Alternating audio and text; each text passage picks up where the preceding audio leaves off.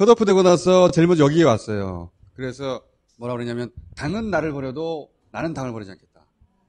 그리고 당의 총선을 위해 나를 제물로 바치겠다. 내 사전에 이용과 탈당은 없다. 그리고 나서 그 다음에 덧컷 유세단이라고 덧컷 유세단. 컷오프 된 사람들을 따로 모아서 보통은 컷오프 되면 당을 욕하고 탈당하고 하는데 컷오프 된 사람을 모아서 전국 유세를 그때 했어요. 그때 쌓아둔 빚을 마음의 빚을 이번에 받아간 거예요. 네. 정치는 평소에 차곡차곡 쌓아둔 마음의 빚을 중요한 선거에서 인출해가는 건데 초대선 의원들은 모를 수 있어요. 근데 오랜 세월 민주당을 지켜본 40, 50대 주축 권리당원들은 그때를 다 기억하고 있거든. 그러다 보니까 그걸 아무도 흔들 수가 없었고 그래서 당대표가 되었다.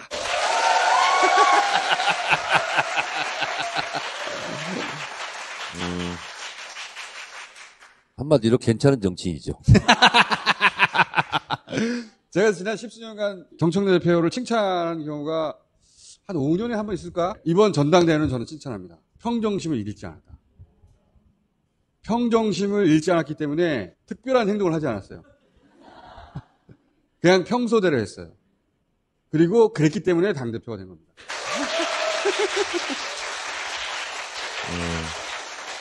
한마디로 묵직한 정치인이라는 얘기죠.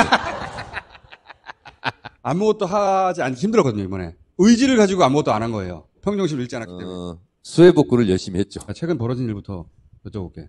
이춘석 의원 차명주식 거래 의혹이잖아요. 본인이 탈당했단 말이에요. 국민의힘 눈빛이 반짝반짝했어요. 찬스가 왔다. 수사 촉구하고 고발하고 뭐 법사위원장 내놓으라고 막 떠들고 특검하자고 하고 이 코스를 떠올리면서 흐뭇했거든. 근데 바로 다음날 정청래 대표가 이춘석 제명 그리고 추미애 법사위원장 딱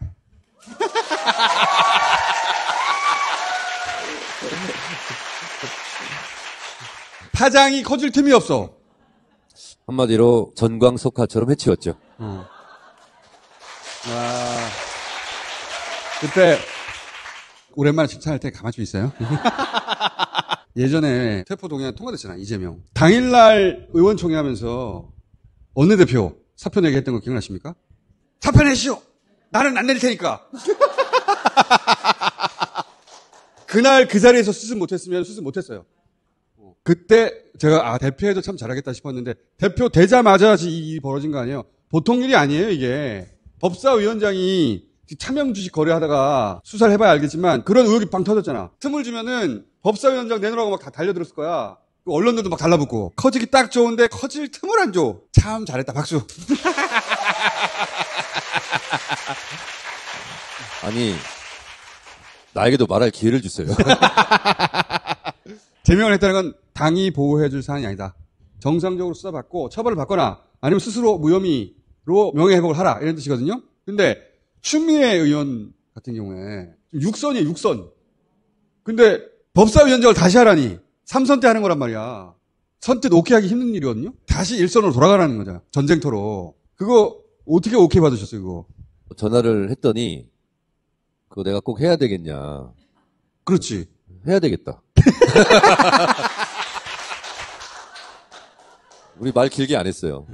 특수한 상황에는 특수한 대책을 내와야 되거든요. 만약에 이거를 당장 그날 아침에 안 했으면 우리 당에서 법사위원장을 하고 싶어하는 사람들이 이제 삐뚤삐뚤 삐뚤삐뚤 삐져나와요. 그렇지. 언론들이 여러 가지 분열상 이런 것을 그리고 저쪽에서는 내놓으라 그러고 막. 그러고 이제 그러면 저쪽에서 내놓으라고 그러고 걷잡을 수 없는 상황으로 가거든요. 그러면서 지지자들은 이러다가 넘겨주는 거 아니야. 당대표부터 최고위원들한테 문자 보내기 시작하고 막 이런 상황이 벌어질 수 있거든요. 그래서 아침에 결정한 게 아니라 그 전날 밤에 결정했습니다. 그랬더니 본인이 또 뭐 이러저러한 뭐 정치적 계획도 있는데 그렇지. 내가 이걸 꼭 해야 되냐고. 추미애 의원 입장에서는 육선이나 되고 이제 다른 계획이 있을 수 있잖아요. 상임위원장 2년을 이미 한 거예요. 헌정사상 지금 처음입니다. 상임위원장 2년을 다 했는데 다시 한 경우가 없대요. 그러니까 하지 말라는 법은 없어요. 하지 말라는 법은 없지만 네. 관례가 그래요. 근데 관례를 깰 만큼 비상한 상황이다. 그래서 해야 된다. 그래서 아침에 전화했더니 내가 꼭 해야 되냐고. 다시 한번. 그래서 해야 된다고. 그리고 전화 끊어버렸어요.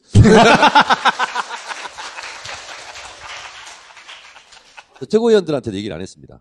김병기 원내대표하고 저만 아는 거예요. 그리고 9시 반에 공개 회의하기 전에 9시 27분에 회의를 끝냈어요. 김병기 원내대표랑 둘이 얘기했어요.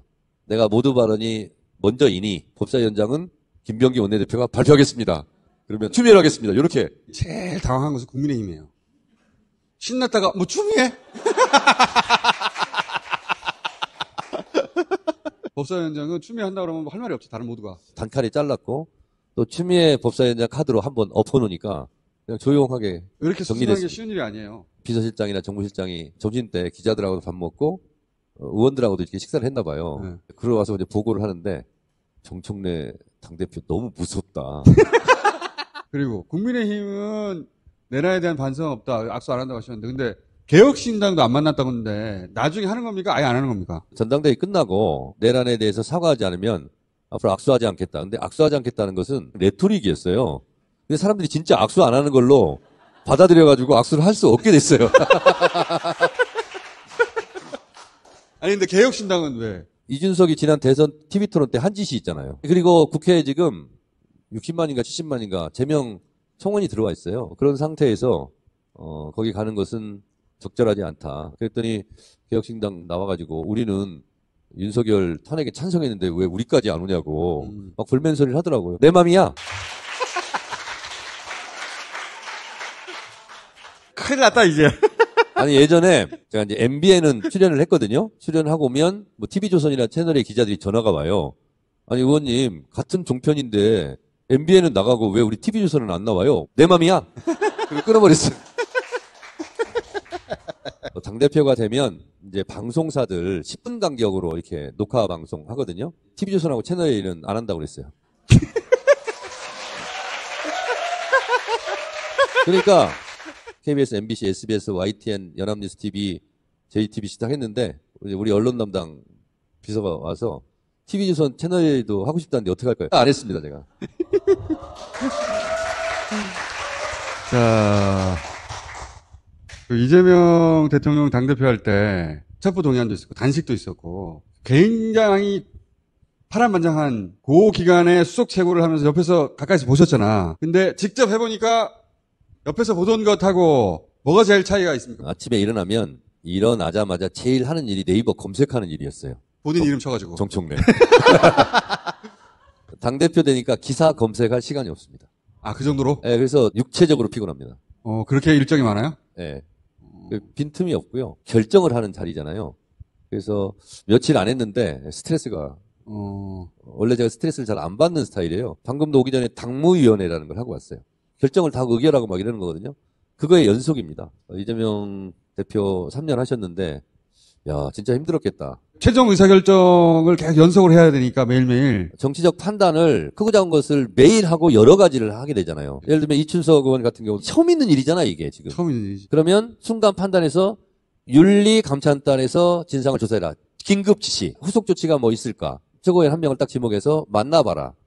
사실관계 확인해라. 그리고 또 사무총장한테 또 연락해라. 최종적으로 어떻게 할 것인가. 저한테 연락이 왔어요. 저녁 8시쯤에 자진 탈당하겠다고.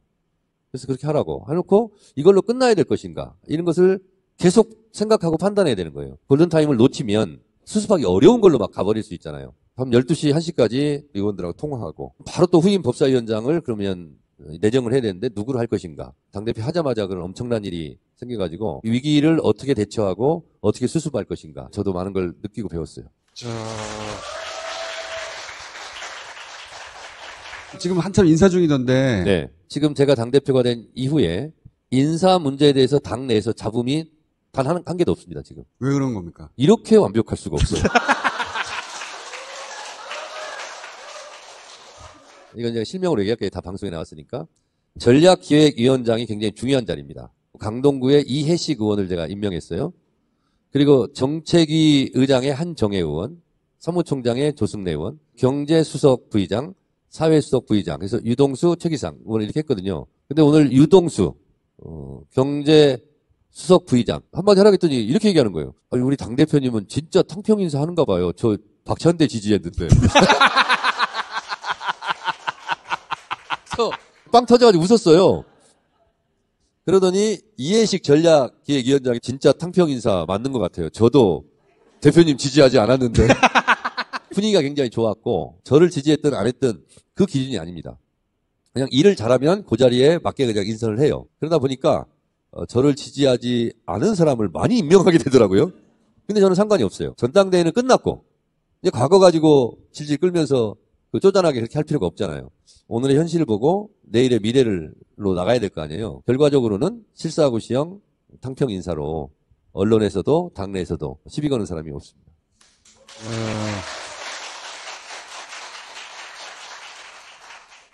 강선우 의원한테도 역할을 줍니까? 강선우 의원이 국제위원장 역할을 했어요. 네. 영어를 통역사처럼 잘하거든요. 오늘 오기 전에 국제위원장 유임 이렇게 써놓고 왔습니다. 아직 당대표 되신 이후에 이재명 대통령 휴가 가가지고 만나지 못하셨죠? 전화만 통화했습니다. 전당대회 끝나고 이제 저 도왔던 의원님들하고 이제 식사하고 있는데 전화가 왔더라고. 얼른 나가서 전화 받았는데 저게 좋아하시더라고요. 마치 제가 되기를 원했던 것처럼. 저는 알아요. 그 목소리만 들어도 그 감정과 기분 상태가 어떤지. 네. 통화 내용을 소개할 수는 없지만 어쨌든 되게 좋아하셨고 조만간 부르시겠다고. 감회가 남다를 것 같아요. 네. 두 양반이 대표와 네. 수석 최고일 때 그 어려운 문제 의논하고 그럴 때 한두 번 본 적이 있거든요. 병리평이냐 연도경이냐. 이재명 대통령 특징이 정청래 막 열변을 토하 이래야 된다고 다 들어요. 그 다음날 다른 결정을 해요. 그래서 나는 충분히 설득했다고 생각했는데 네. 확신을 안 갖는 것 같더라고요. 그래서 김어준을 불렀어. 도우미로. 끄덕끄덕하고 갔어. 그러더니 연동형이래. 나는 이렇게 생각한다고 말한 다음에 근데 이제 대장이 결정하면 그게 옳은 거지 라고 덧붙였지 나는. 이재명 대통령의 장점이에요. 상대방이 얘기를 하면은 그걸 진지하게 들어요. 설득되는 듯 표정으로. 근데 제가 최고위원을 옆에서 이재명 당대표 수행하는 것을 보면서 많은 것을 배웠는데 저도 당대표 하면서 그렇게 해야 되겠다고 지금 생각하고 있는 게 하나가 레드팀의 활용이에요. 막 반대를 하게 되면 반대하는 논리가 있잖아요. 논리를 폈던 사람이 아 그러네요. 뭐 이러면서 수긍을 해야 돼. 그리고 나서 실행을 하는 거거든요. 진짜 중요한 문제는 레드팀을 잘 활용해서 미처 보지 못한 것들, 혹시 실수할 수 있는 것들을 미리 점검하는 거예요. 저도 중요한 결정을 할 때는 그런 레드팀을 좀 활용해야 되겠다. 이재명 대표 체제 때 실수를 하지 않은 것이 그 레드팀을 잘 활용한 건데 듣다 보면 짜증나잖아요. 뭐 되지도 않는 얘기 하는 것 같고 막 반대를 연판해. 근데 그걸 다 들어요. 끝까지. 그런 건 따라 배우기로 맘먹었습니다. 그거 말고 또 따라 하기로 한 건 뭐가 있어요? 제가 워낙 지금 속전속결로 인사를 했잖아요. 전당대회 이후에 신임 당대표가 이렇게 빠르게 한 인선이 없었대요, 지금. 그런데 오늘 어떤 최고위원이 그러더라고. 아니, 뭐, 맞기는 맞는데, 우리하고 좀 상의 좀 더 하시고 하지. 똑같은 인선을 하고 똑같은 결론을 내리더라도 좀 더 숙성시키는 것을 해야 되겠다. 최고위원들한테 상의를 하거든요. 전화해서 이렇게 할 테니까 이렇게 따라오시오. 막 이렇게 했는데, 다음부터는 조금 느리게 가더라도 한 번 얘기할 것, 두 번 얘기하고 세 번 더 상의하는 모양새를 취해야 되겠다. 그런 생각을 했습니다. 1년 당대표군요. 보통 2년인데 이재명 대표 시절에 1년 하고 대통령이 되고 1년 남은 거예요. 그 자녀 임기를 하는 겁니다. 그 1년 동안 꼭 당대표로서 이루고 싶은 게 있어요? 딱 두 가지입니다. 제가 전당대회 때 약속한 대로 검찰 개혁은 추석 귀향길 자동차 라디오 뉴스에서 검찰청이 폐지되었습니다. 검찰청은 역사 속으로 사라지게 됐습니다. 그리고 내년 지방선거에서 더불어민주당이 이번 지방선거에서 압승했습니다. 라는 뉴스가 나올 수 있도록 그 두 가지고요. 개혁도 승리하고 지방선거도 승리한다면 여한이 없겠습니다.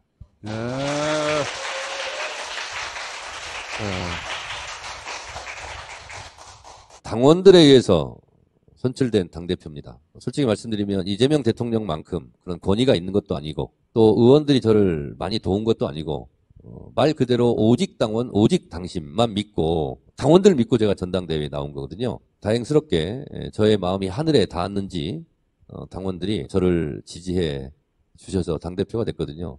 저는 믿는 구석이 당원밖에 없어요. 제가 결정적으로 큰 실수를 하지 않는다면 저를 좀 믿어주시라. 제가 첫 번째 최고위원 나갔을 때가 문재인 대표 때였습니다. 그때도 당원들과 국민 여론들은 1등, 뭔 또 2등 정도 했는데 대의원표에서는 꼴찌를 했습니다. 3년 전에 최고위원 할 때도 권리당원이나 국민 여론조사로 1등 했잖아요. 근데 대의원 투표는 그때도 4등이었어요. 이번에 같은 경우도 대의원표는 제가 졌어요. 당원 주권 정당 목표로 갈 길이 멀다. 검찰개혁, 언론개혁, 사법개혁 특별위원회는 출범한다고 했는데 하나 더 당원 주권정당 특별위원회를 또 구성을 해서 동시에 출범을 시켰습니다. 장경태 의원이 위원장을 맡아요. 1인 1표 시대를 열자라고 저희가 당원당규 개정을 할 거예요. 국회의원들이 반대할 수 있습니다. 공개 토론하려고 그래요. 반대하면 왜 반대하는지 당당하게 공개적으로 주장하라.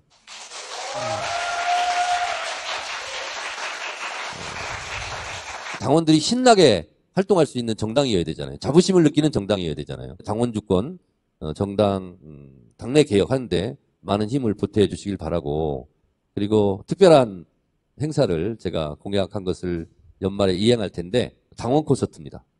이번에 김어준 그 아레나 거기 가서 보니까 부럽더라고. 당원 콘서트를 열려고 합니다. 그래서 상암동 월드컵 경기장을 빌리든 잠실 올림픽 주경기장을 빌리든 6, 7만 정도 되는 당원들이 한 자리에 모여서 고퀄리티의 그런 콘서트를 할 건데 그것을 준비하는데 이 준비위원회는 탁현민 이 위원장을 맡아서 할 겁니다. 탁현민 아직 모르죠? 그냥 탁현민이 해야지 뭐 어떡하겠어. 지금 발표를 했는데. 탁현민 아직 몰라. 지금 발표했어요. 당원 콘서트 총 감독은 탁현민으로 하겠습니다. 여기까지 듣겠습니다. 감사합니다. 네, 감사합니다. 고맙습니다.